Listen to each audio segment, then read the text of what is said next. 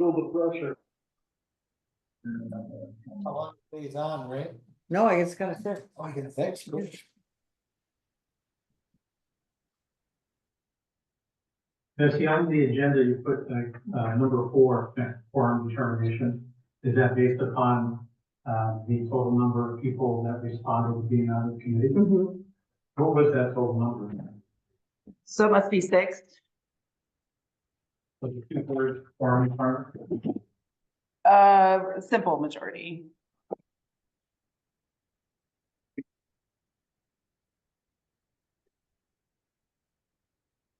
No, very well. Excellent. Yeah, so, 83 now, we did 84 in June. Yeah, is he slowing down at all or still refusing? No, he's slowing down. Is His mentally, no. Oh, yeah, I wouldn't think so. He just doesn't matter. Wants to stay involved in everything. Right, right. Oh, I always enjoy talking with him. This time every year, he's always.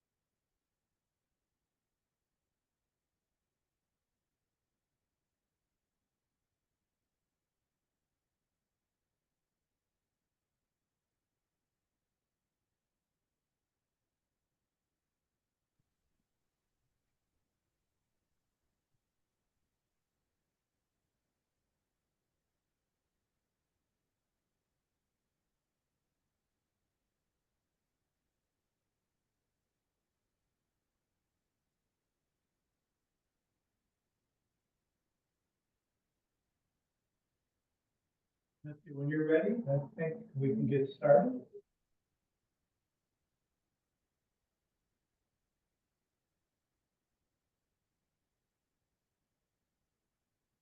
I think we're back in business. Good morning, everyone. Can you hear me? Wave your hand if you can hear me. Morning. All right, great. A very cold morning, so I don't believe those of you who are on the Zoom. Smart to stay home and not venture out yet. Laura has made it to join here.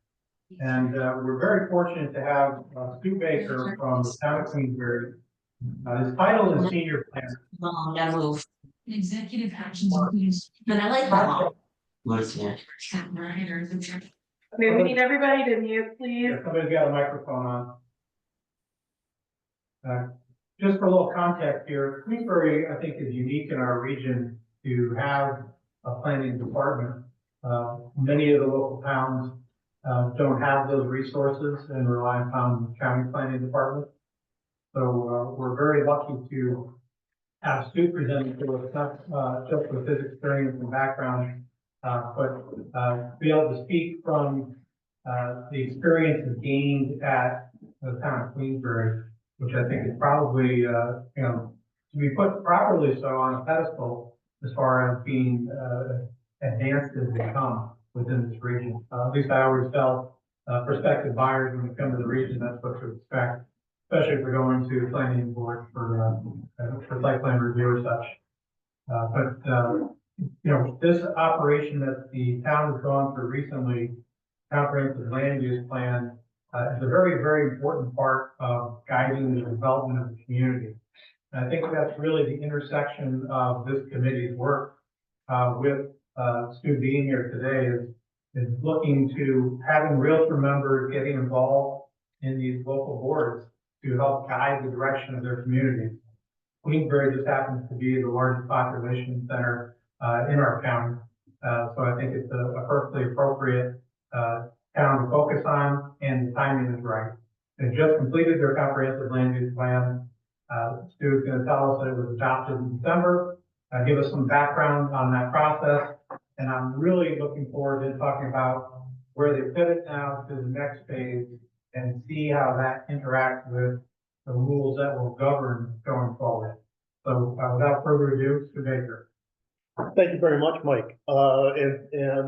Thank you to SAR for inviting me to present today. Misty, I'm not sure this camera is operating. Yeah, it is. Is it? See up there in the corner, it just has very different views. It finds who's speaking. Okay. Okay, great. Thank you for the fine introduction, Mike. I'd like to touch upon 3 points this morning. One is, what is a comprehensive plan? 2, how does it relate to the town's zoning regulations? And 3, what's the status of the town's current effort to update the comprehensive plan and update our zoning? The Town of Queensbury began this latest effort to update our comprehensive plan in April 2022. And the comprehensive plan it's often seen as somewhat of a mystical document, but in reality, it's a policy document. It is a planning document. In and of itself, it's not regulatory, but it provides guidance that is used to inform any changes to a community's land use regulations. And that's true in New York State for villages, towns, and cities. How does the comprehensive plan relate to the zoning? Well, under New York State law, and again, this is true under village, town, and city law, a community's zoning regulations need to conform to the recommendations in the comprehensive plan. So the comp plan very simply provides the policy basis for your zoning. And as I mentioned, the town began the latest effort to revise our comp plan in April 2022. The prior plan was last adopted all the way back in 2007. And I was actually involved in that effort as well. So back in April 2022, the town engaged the services of a consulting firm to help with this effort. Their assignment was to help the town through revising and adopting a new comprehensive plan, and then to do the same, revise and adopt an updated zoning code.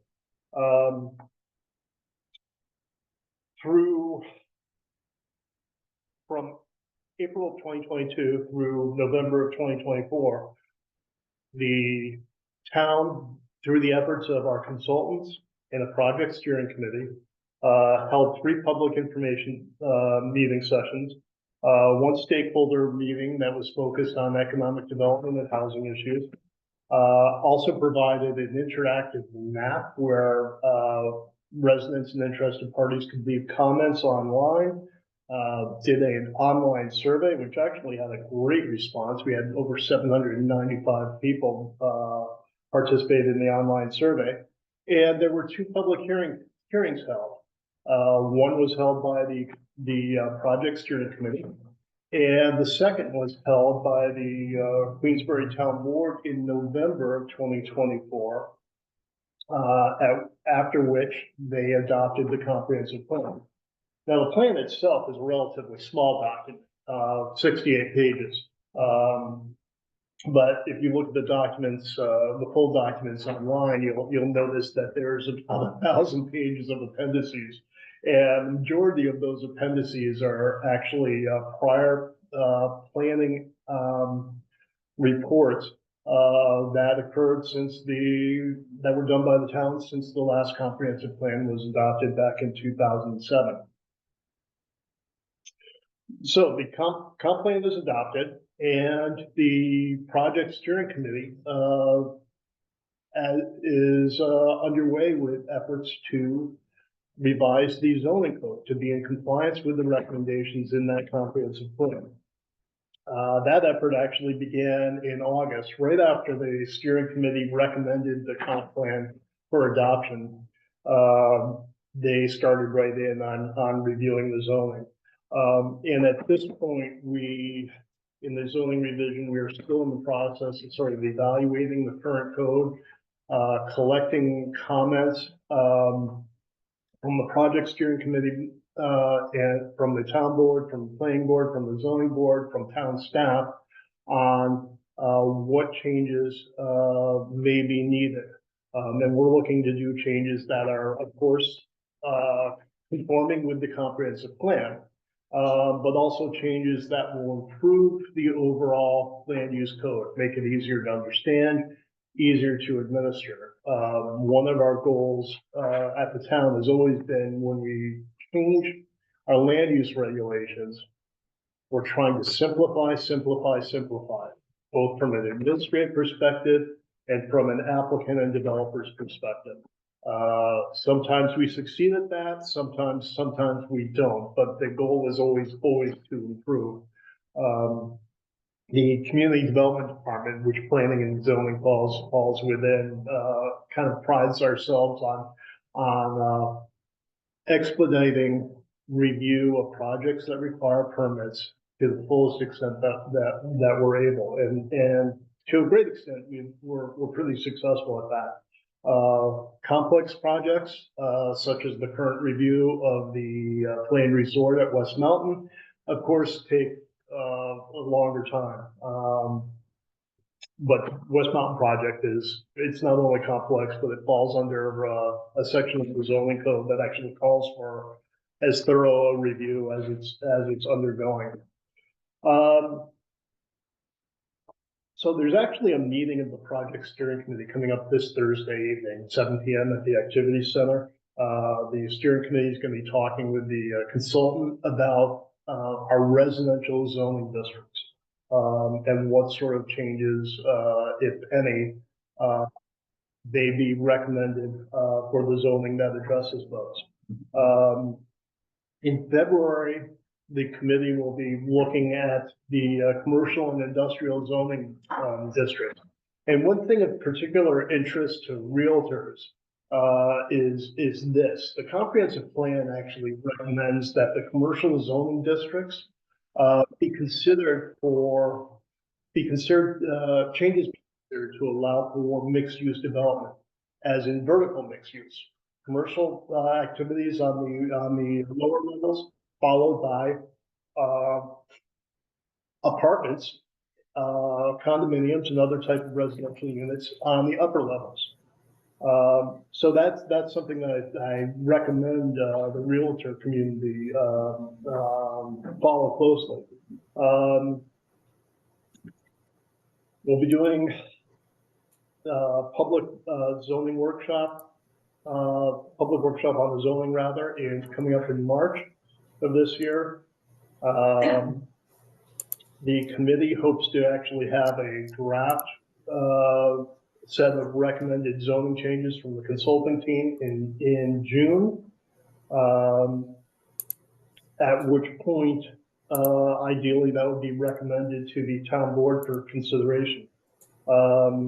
At that point, after the town board receives the zoning code, they'll be doing public workshop discussions as well, followed by public hearing on the, including the required environmental review under the State Environmental Quality Review Act.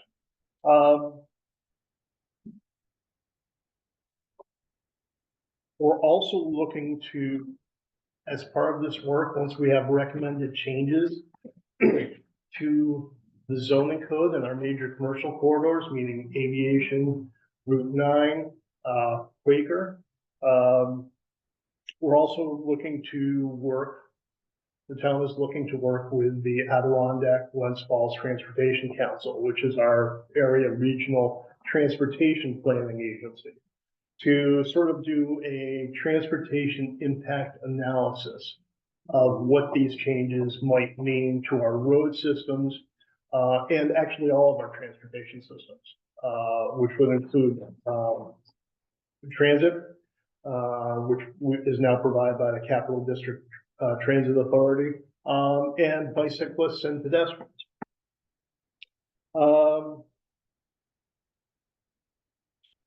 hopefully in July, the environmental review will be completed. The town then must refer the zoning, proposed zoning code to the Adirondack Park Agency for their review and approval, because as we know, the top northern third of the town is within the Adirondack Park. After we get approval from the park agency, then the town board can actually look to adopt, which we hope will happen in October of this year.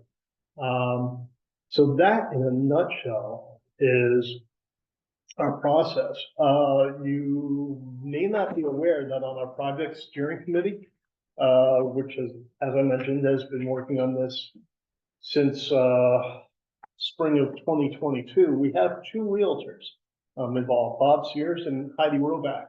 And they've been a great help on this committee. And the participation of the realtor community in town affairs, especially when it comes to land use, is really important. You folks are where the rubber meets the road, especially when it comes to zoning and zoning changes.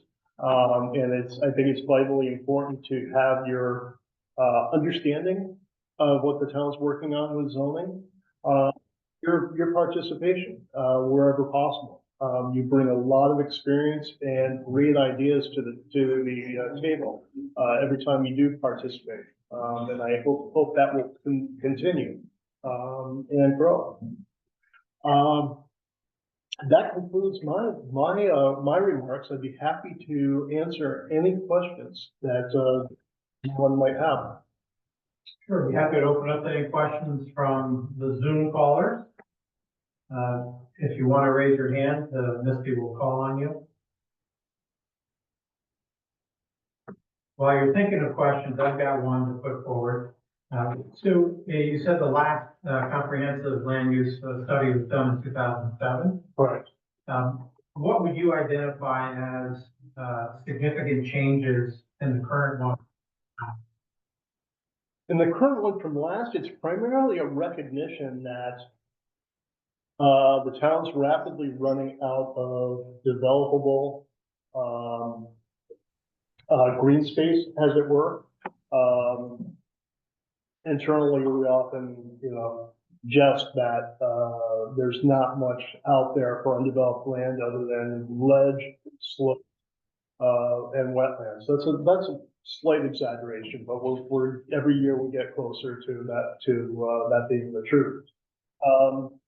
The comprehensive plan also acknowledges that land use patterns are changing. They're changing locally, they're changing regionally, they're changing nationally. A lot of that is being driven by both environmental constraints and changing consumer habits.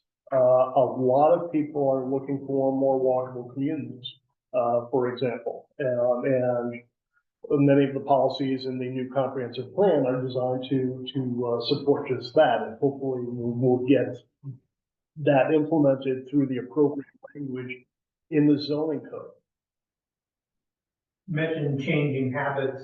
It makes me think immediately of our retail corridors and places like the Aviation Mall. Mm-hmm. We've seen a huge shift to virtual shopping. The mall is not very successful at this time. There's been a lot of discussion about how that Aviation Mall proximity to the interstate and transportation routes would make it ideal for residential development of some kind. Yeah, it could be right for residential development. As some of you may know, Pyramid Companies no longer owns Aviation Mall. That changed hands this past summer.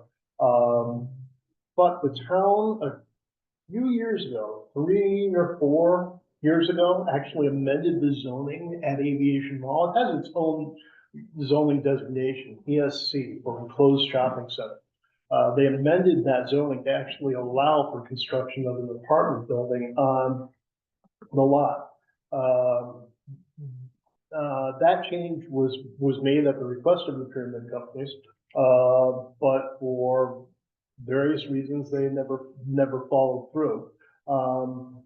But if you look at the trends nationwide for struggling malls, many developers see them as a prime opportunity to create a new mixed-use, almost village-style environment. And that could be something that could be very attractive at that property. But of course, it's going to be up to the developer. And we would need to have the appropriate zoning in place for that enclosed shopping center zoning district to make that happen. Are there any questions from Zoom? Yes, Neil Leibowitz, go ahead, please. Do you have any drafts showing the additions and deletions of text to the zoning ordinance at this point, published online? No, we do not. None have been put together yet. We're still sort of doing a gap analysis. We expect to have draft zoning language perhaps as soon as May. Okay, thank you.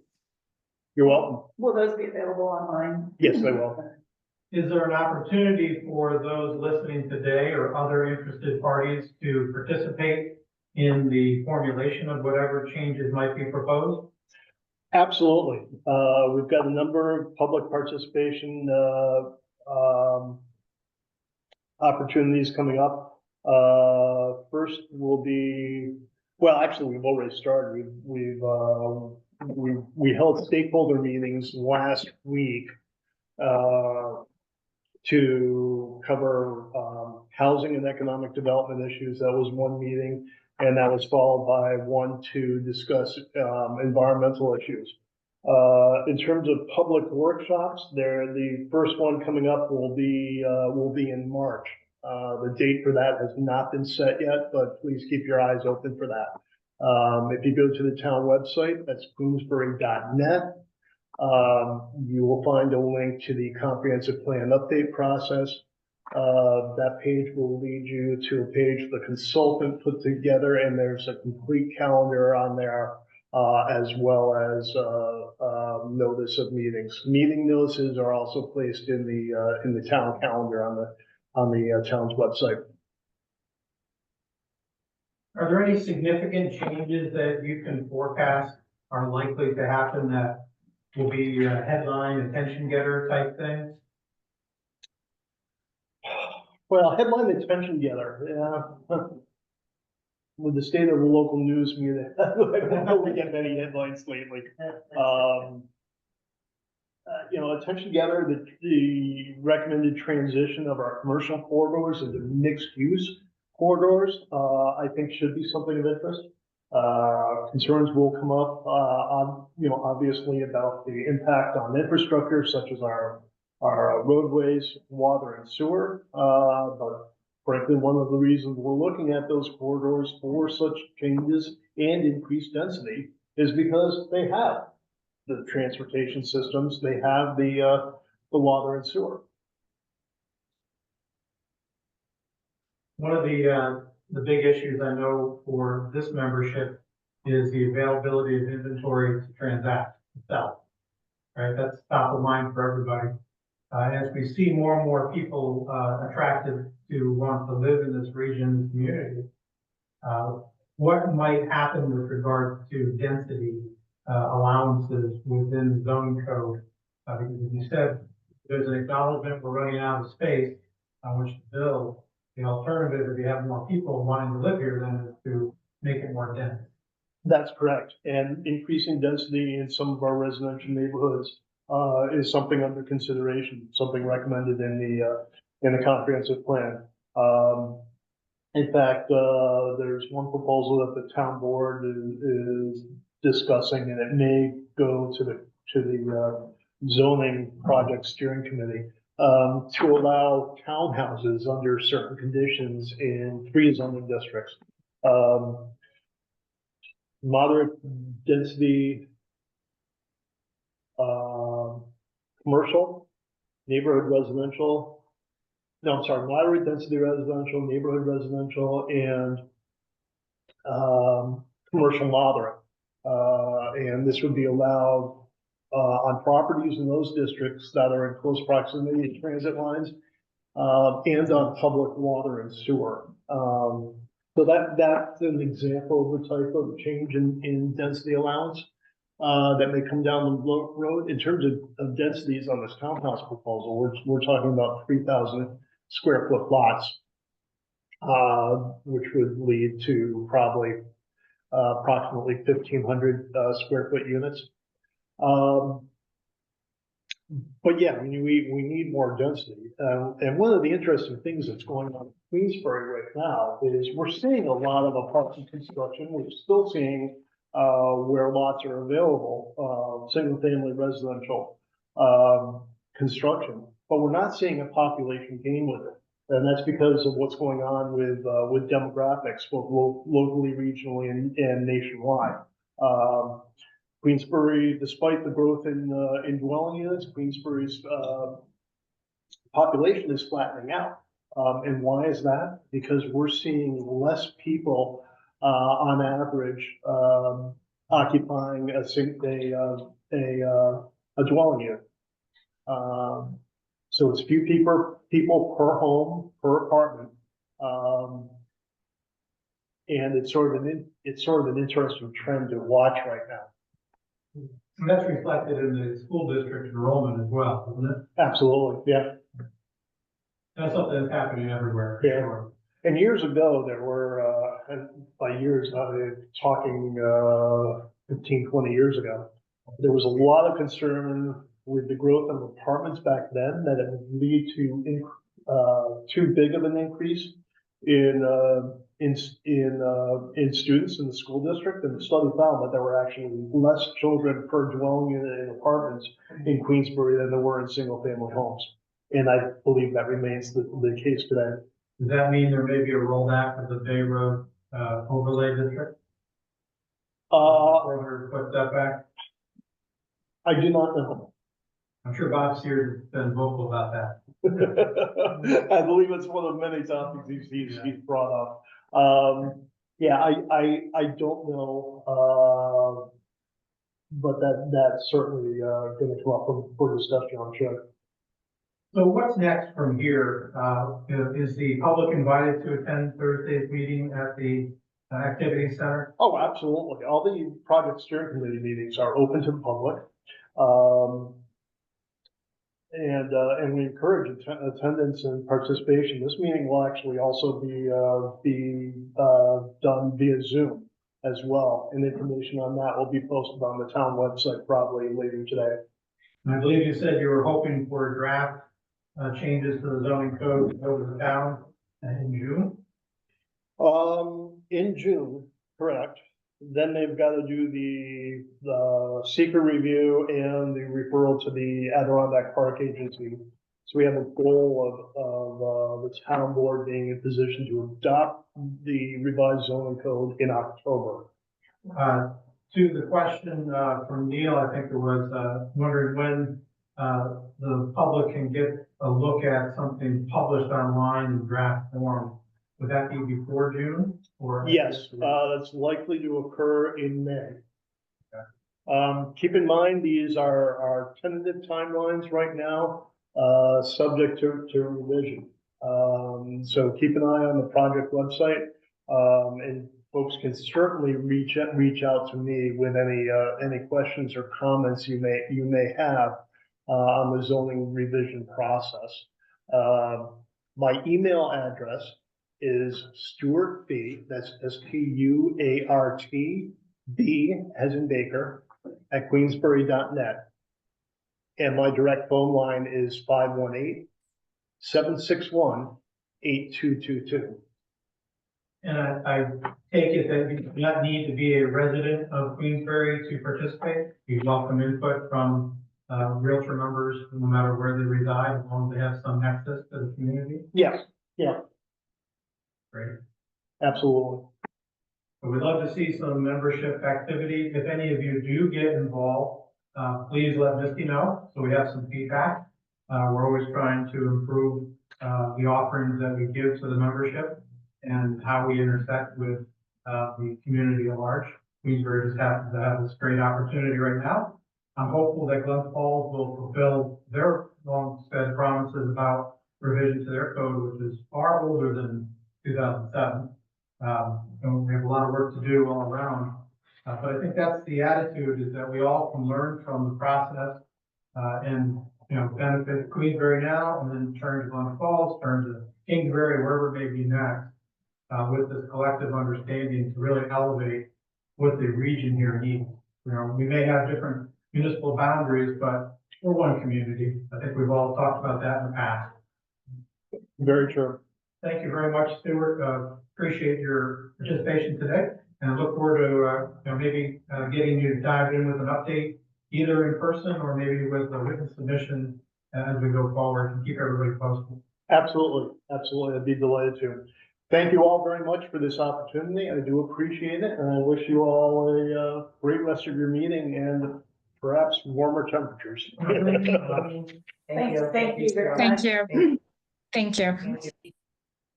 For those of you not on the Government Affairs Committee, we ask that you go ahead and sign off so we can finish our meeting. Thank you all for joining us. Hopefully you found this information helpful. And I will try to follow up with the contact information. If you have any questions moving forward, just let us know and try to keep the lines of communication open.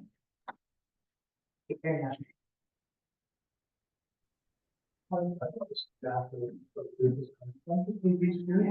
that would be great. All right, thank you so much.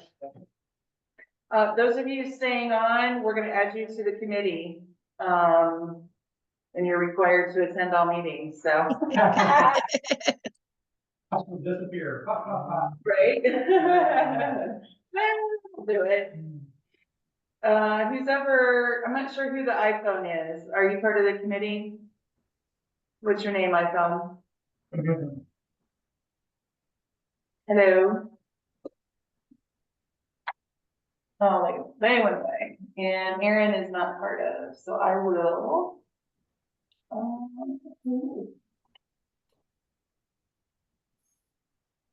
right, Misty, thank you for acting as Sergeant at Arms, kicking out everybody who doesn't belong. Yeah. I'm going to call our meeting officially to order, and I see from attendance there, as we've been talking, we have had a quorum, so we're moving forward.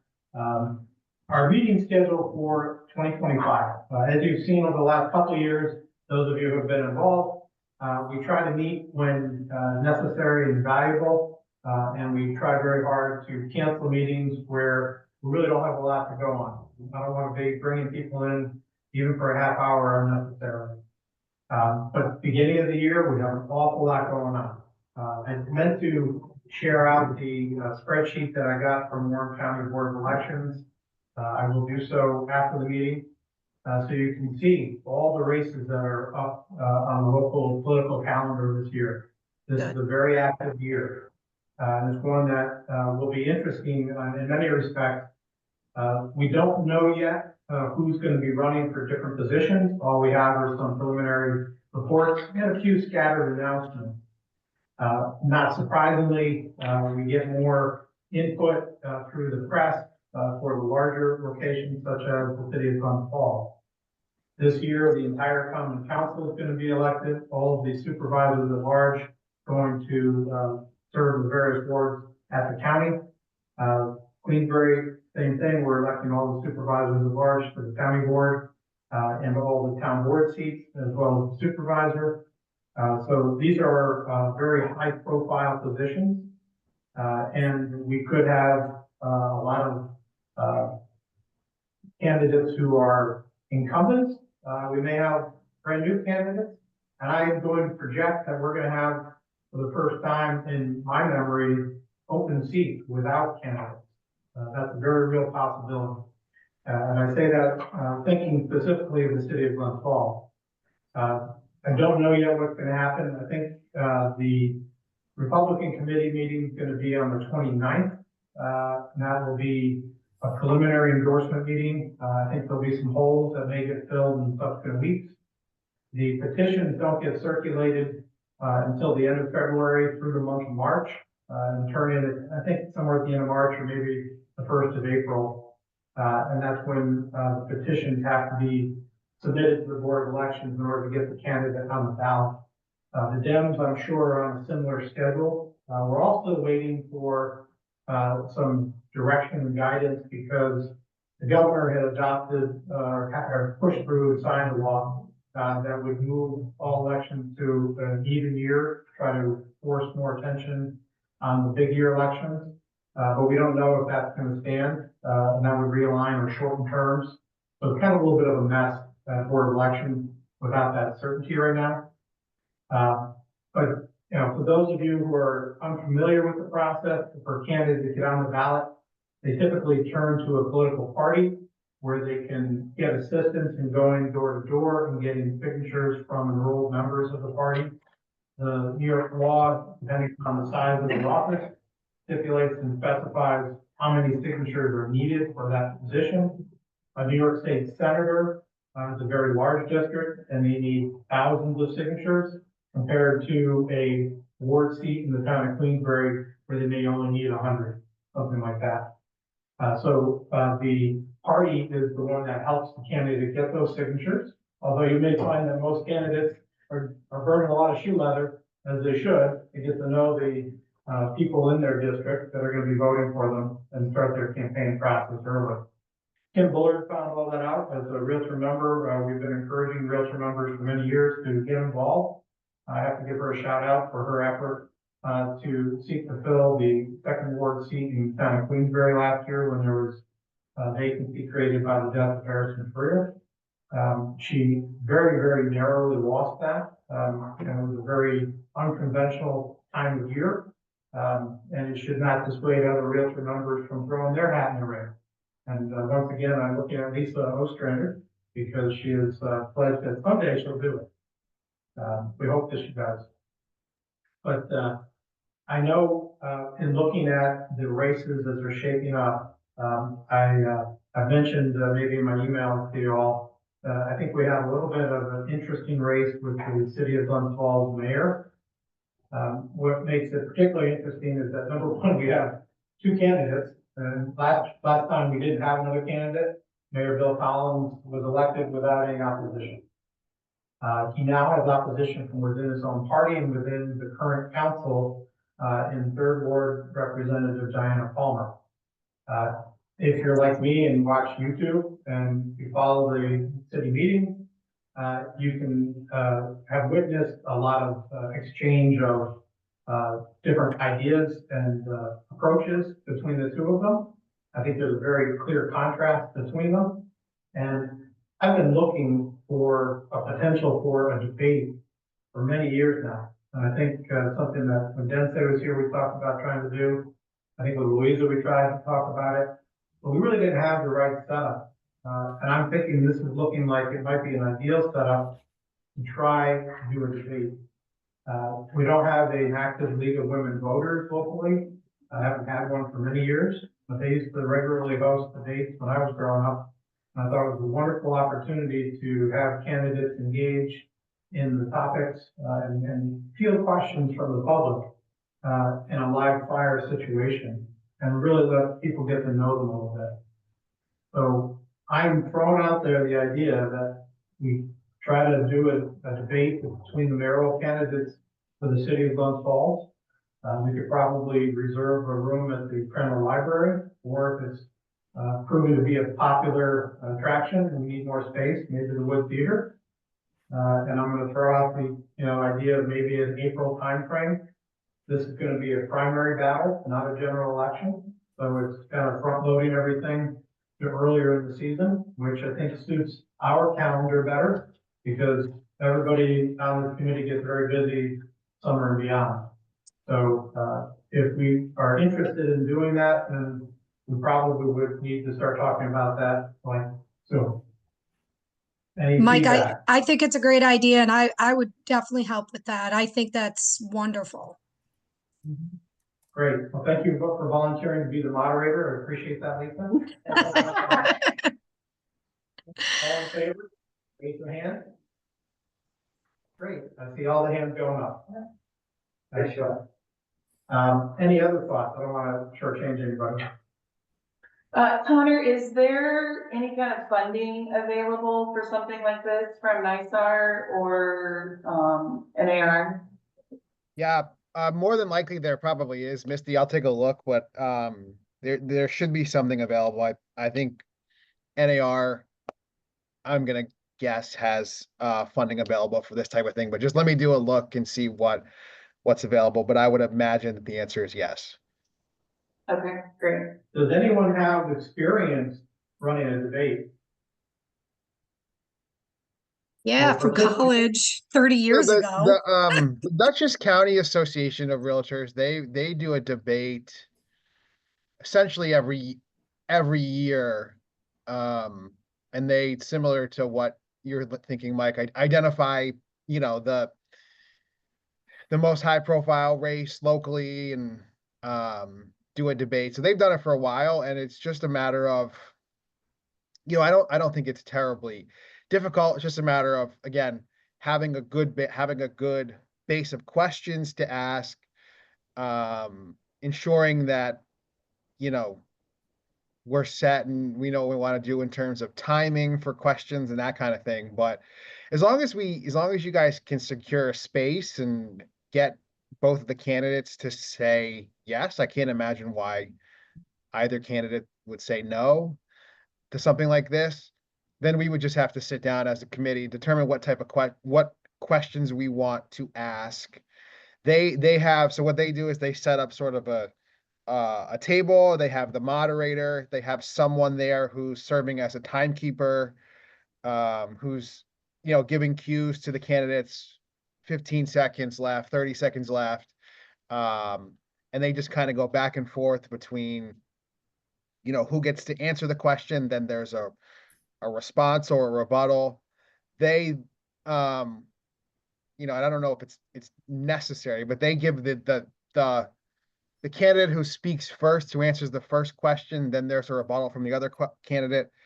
The first candidate who spoke then gets a 30-second rebuttal. I don't know if that's necessary, but again, it's all logistics. It's all what the committee wants to do. But I think, again, it's just a matter of figuring out the questions we want to ask. You guys obviously have, we can talk about realtor specific issues, but you guys would have a better handle on local stuff, and what's going on locally in Glens Falls and Warren County. But yeah, I think it's great. I think, once we, again, settle on a date and a location, get yeses from the candidates, then we can, figure out who wants to step up and be the moderator. Again, it's just, you're just asking questions, really. I mean, you're not. And I've done not quite as formal as that, but previously I've facilitated and hosted debates, an entire school board. That was fun. My question is, when will we know when those candidates are? Or who those candidates are? Oh, we know right now who they are. Oh, okay. There are only 2 declared for mayor right now. If the Republicans should have a candidate, which I don't think there will be, we could always add a third or fourth if there's an independent. That's always possible, but I'm pretty confident it's gonna be 2. 2, okay. I want to make sure that this is an organizational platform. And a question for Connor is, should it be SAR or should it be, SAR is a division of NISAR that is hosting this or putting this forth? Is there any insight you have with regards to the politics of that question? Yeah, I mean, my suggestion would be that it should be SAR driven and SAR should be the sponsor. I mean, you guys want to be, I think, should get all the recognition for the local association that's hosting this. I'm more than happy to help with logistics and get things, set and assist with questions, whatever you guys need. But in terms of the public face of this debate, I think just beneficially it should be SAR. So you guys are the ones who are getting the notoriety, the publicity, the ones who are sponsoring this. And again, it goes to the thing that you always talk about, Mike, is, SAR being the face of real estate. And I think even more than the face of real estate, one of the leading community groups, advocacy groups in the region. So Dutchess County, when they do it, it's always a DCAR led endeavor. They're the ones who get the pub, so to speak. And obviously if the committee wants to, we can invite members of the media. Dutchess County has in the past invited members of the media, and they've come, and it all depends on the schedule of those who are in the media, whether they come. But they have had members of the media come in the past and write up stories on it. So I mean, again, in the past they've done state senate debates, they've done county executive debates. Again, it just kind of goes to what year is it. If it's a state election year, they'll generally invite the state senators. And then a local election, they've invited the county executive. Obviously, there's no county executive in Warren County, but I think it should be led by you guys, and we're more than happy to assist with whatever you need. One thought that comes to mind is Channel 8, TV8 with Jesse Jackson. He I does was his just own gonna work. say that. Look TV. Yeah. Yeah, he could certainly broadcast it, and he could be the moderator. And I think I'm thinking, how do we get the candidates participating? I've already spoken with Diana, and she's in. The mayor, I think, has to be in because of the nature of this contest. He's going to want to participate, but I haven't broached that subject yet. And I don't want it to be necessarily coming from me, because I've got a little history with the mayor. I would rather make sure it's the association making the request. And that's why I think it's important to have other community involvement. I've spoken to Tricia Rogers at the Chamber of Commerce about perhaps working with them in collaboration. She's going to think about it and talk to her board and see if there's any appetite for that. They have a little bit more aversion to that because of they're so membership driven from the wider business community. They don't want to offend anybody. So I would totally understand if they didn't. But there may be some support or some publicizing of the event. I don't know how we're going to gauge interest to reserve a room. So I'm thinking the library is fine. And I suppose if it's last minute, we can see if neighboring Wood Theater is open, or the SUNY Adirondack also has Dear Love Fall that's usually available in the evening for this sort of thing. But that changes the logistics for our small little committee here of how we do this. So that might mean audiovisual or other concerns. And that's why I think back to TV8 and having a media partner of sorts might make that element of it a lot easier. Anybody else have any thoughts or connections or expertise to share? You could also do a Facebook Live post to our SAR Facebook page as well. Well, it's some, for recording. Sure. And this would be open to the public, right? Absolutely, yeah. Yeah. And I found the point was that certainly we're going to have some realtor issues, but it won't be related solely to realtor issues. Although I do think realtor issues are part of the fabric of the community. All those things that we've talked about, from short-term rentals to density, affect the quality of life in those falls. But there are other elements too that I think are realtor issues as well. I wrote that letter to the editor last week about the water sewer department, and I really wanted to talk to Stuart Baker about how many hookups in Queensbury are there that go to that same water sewer plant that is dangling by a thread in terms of operational sufficiency. How catastrophic could that be to the greater region, not just the city of Glens Falls? That's a big issue. And that type of issue leads right into the financial budgeting issues that I think will be a core part of this particular debate. Time-wise, I'm thinking we need to allow at least 90 minutes, up to 2 hours. Does that sound like a reasonable length of time? Yep. Okay. Well, I'm not gonna dwell on this entirely during this meeting, but trying to get that feedback. And when we push out the minutes, Misty, if you can make sure that maybe we ask everybody who wasn't attending today, to weigh in on their thoughts. Then, you know, maybe we can move this forward by a couple emails in the next couple weeks before the next meeting. There are other things to talk about, and Misty was good to share the advocacy core standards. Can you explain this a little bit to everybody so they understand what their needs are? So annually, NAR comes out with a set of what they call core standards. We have about 75 different things as an association that we need to do to essentially stay a realtor association. A lot of it is internal, but there are some things that fit different committees. So I'm taking this opportunity to make sure all the committees know, and advocacy is a big part of being a realtor. So we actually are mandated to do 2 vote initiatives, 2 act initiatives, and 2 invest initiatives. Some of the invest goes on the hands of the RPAC committee. They need to do some educating, and of course the gala is our big fundraiser. So not all 6 things fall into this committee. But let me see who's trying to join them. Sorry. Maybe they won't.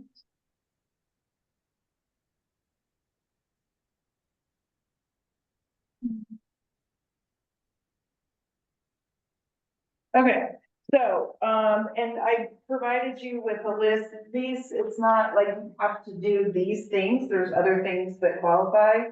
You'll see at the bottom of every section, others, please explain. So as long as it is a vote initiative, you know, and we can be a little bit creative.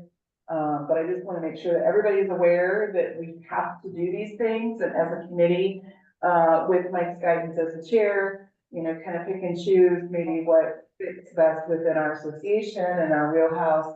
And just the importance of doing these, because I'll be honest, it was a slow year legislatively and politically, so there wasn't a whole lot for us to do, but I thank goodness that, NYSAR, because NYSAR has to certify us, and then they let NAR know that we're good, but, that the 2 interviews that we did with 2 different candidates, they, allowed us 2 different activities, so that got us through, but we can do better than that. Sure.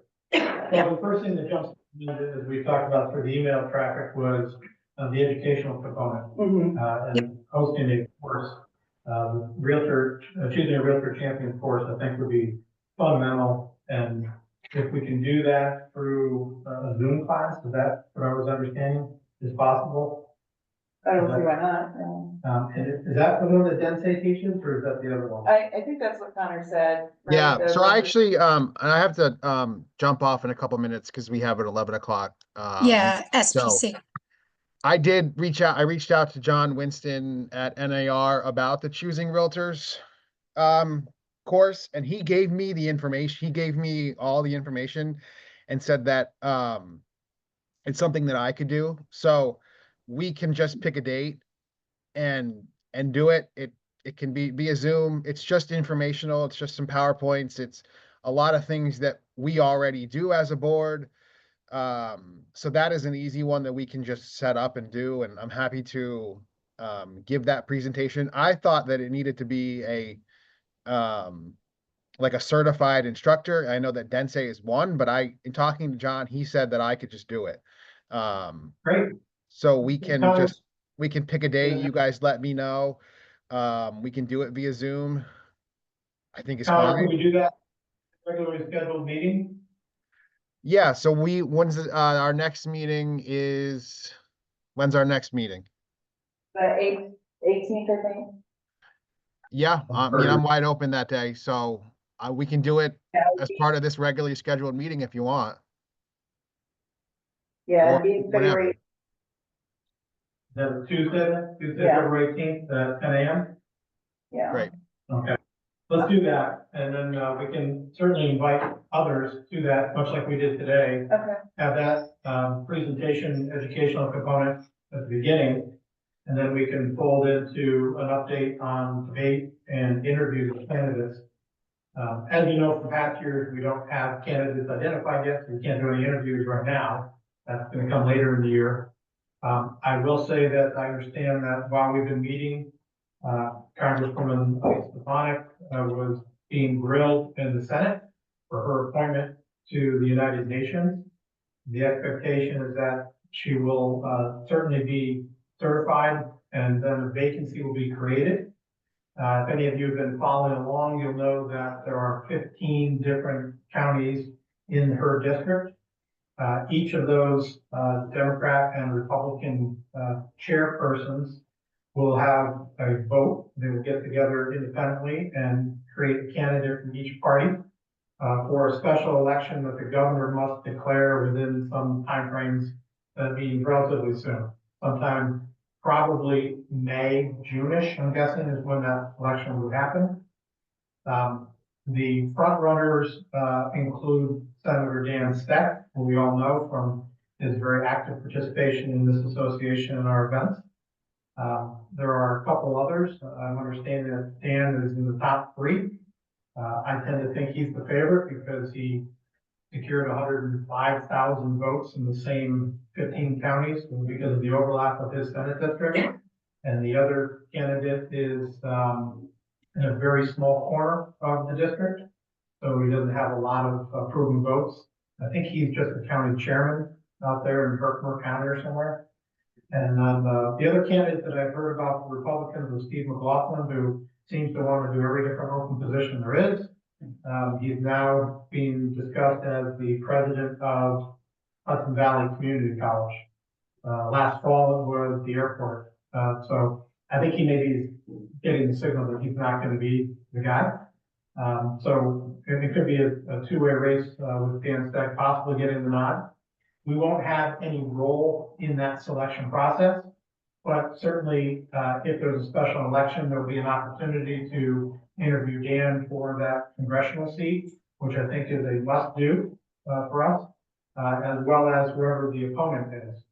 And that could be a very exciting, quick hitter type of a race because of the short time frame. So we'll need to kind of allow some bandwidth to gear up for that, perhaps in the same March, April, May timeframe. The other political calendar activities we'll talk more about as candidates are announced and petitions are filed, like I said, beginning of April. So there'll probably be an April meeting discussion. And then we'll talk about doing interviews. Misty, if you can suggest any other core standards that we might be close to achieving through our activities that we're contemplating, let us know how we might either, qualify under other or some interpretation, or if you think there's something else that we could be doing. I think some get out the vote would fit nicely in with the congressional battle, because again, that's near term and something we can focus on. But there may be some other, land use initiatives that I see here. Honestly, Connor, I don't know who wrote this stuff. It was probably, at NAR, not ISAR, but it's a lot of gobbledygook. I don't understand what it means. So Yeah, if you have I'm any gonna, guidance- I will take a look at it too. There's a lot of things on there that should be really easy to do. I mean, submitting comments, things like that are easy to do. So I'll take a look on there and just identify some. We've done land use initiatives in the past. We've done a lot of these things in the past. So, we shouldn't have a problem doing a lot of them. So I'll take a look at it and just see what looks really easy to do. But I do have to jump off. So I will see you guys soon and keep me in the loop on the debate stuff, and I'll talk to you guys soon. Okay. Thank you, Connor. Thank you, Connor. Thanks, Connor. I also have my state political coordinator meeting at 11. So I have to jump off, but just super quick, and I'll tell you guys next month, but I was on that, Moreau Towning Board Advisory Group. And we did pass new zoning. Well, we put together new zoning for the town of Moreau. And hopefully I need to reach out to, the head of zoning, but, it was being voted on by the town, and I honestly, with the holidays, I lost track of what was going on, so I have to touch in, but we met for the last year and worked on that, so it was fairly successful, I thought. So, Great, well, we'll put you on the agenda for February for a report. yeah, I'll get that to everyone. Excellent, thank you, Lisa. All right, thanks you guys. All right, talk to you later. Bye. Bye-bye. Now open it up for anybody else who has other to talk about on the agenda. Well, the only other, back to the core standards, some of these things, is more of just awareness that they're available. We can't necessarily do them until we know more about what's going on politically. So let's say, conducted a candidate independencer, campaign. So say we do the debate and there's one real clear winner and we're not sure how well it's gonna go over, during the election. We can request funds from NYSAR to do an independent expenditure campaign. What that means is the candidate can't know we're doing it until it's done, but we would, maybe do mailers or take out, advertising, and it would say, it'll probably have NYSAR's language because they have the funds that's available to do that. So some of it is just, it kind of depends on what happens and what we want to support. But there are, a lot of different things that we could do. The land use initiative is, and I think you guys have done this before. I don't know if you guys are all familiar with it, but I've done it previously. And it's really just reaching out to Robinson and Cole, which is a law firm that deals specifically with, out of Boston with this. So for example, I called on them when the town I worked at was looking at a property maintenance code. While we support aspects of that, we also want to make sure that private property rights are protected. And, the town can't come in and tell you that, you have to do this, this and this, or, So they, basically did a report because they work with this all over the country and submitted it to the town, and they realized that they were fighting off more than they could chew at this point, so they backed off. So that's in some ways, and I don't know if anything that's gonna happen, with what Stuart Baker had talked about, but we can certainly, if there's some question, we can do that. So there's lots of different things, but mostly it just kind of depends on what happens politically, how we want to do that. And I would think the debate probably falls under that last item on the post to the town hall or forum. Oh, yeah, for sure. And with that, we can do the get out the vote and a, realtor voter I'll check on registration. the next page too. Top page. Yeah, so yeah, there's a lot, but I think the most important thing is I just want to make sure you guys were aware that these things are available and that we are encouraged to take advantage of this stuff as much as possible. And I do hope that we can get some funding from NYSAR or NAR to do the debate. I think that would be a huge opportunity for us as an organization, not just on our advocacy, but just, getting our names out there. Would you be able to check with the Crandall Library and confirm that the room is free? Is there a particular room that you're The referring big to? one in the basement, I don't remember what it's called. Okay. I know that years ago I checked into it and there's a website interface for requesting the rooms with a calendar, and you can make selections, reserve dates, things like that. Okay. And then maybe also check with Wood for cost and availability. And do you have a contact up at the assuming I run that, right? Mhm. Maybe up there too.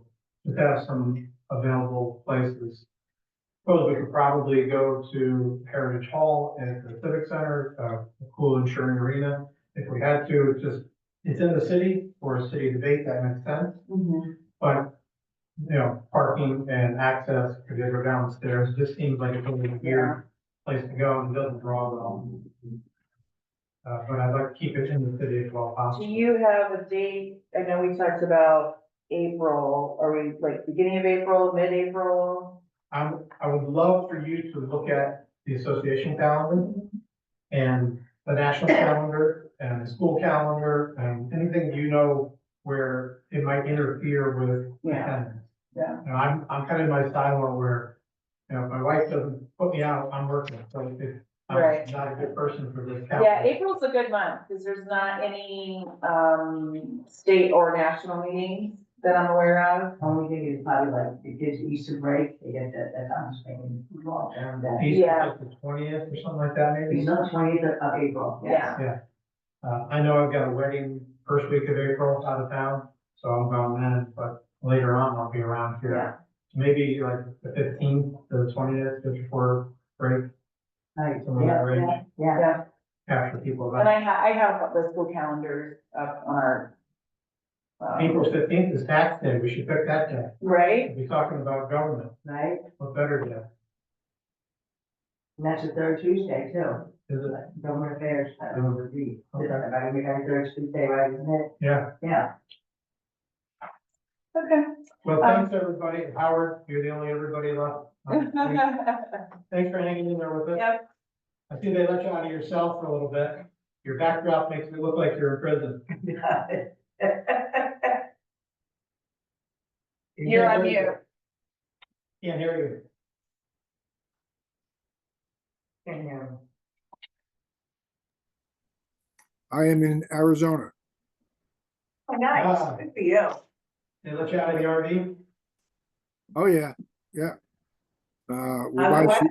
We're by Sedona, and Friday we're leaving to go a little bit further south because it's a little bit too cool around here. You know, 60 degrees during the day, 30 at night, because we're in the desert. What community are you in? What was that? What community are you in right now? Right outside of Sedona. What's it called there? Well, it's only going to be 58 or so today. No, And- are you in a park? Are you in where are you staying with your RV? Oh, in a RV resort. Nice. Yeah. Nice. I love that area, it's beautiful.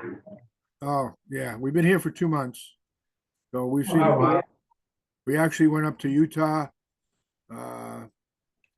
And it was Bryce Canyon and Zion National Park. Both of them are gorgeous. Now Bryce is 8,000 feet, that's pretty cold. It was actually, we were up to a little bit over 9,000 feet. And yeah, it was a little bit of a breeze. The sun was out. We dressed appropriately, so it was okay. I think it was 29. I think it was 29 degrees at the coldest point around 2 o'clock. Beautiful country. Well, enjoy yourself. Right. Okay, well, thank you. Okay. Bye now. Bye.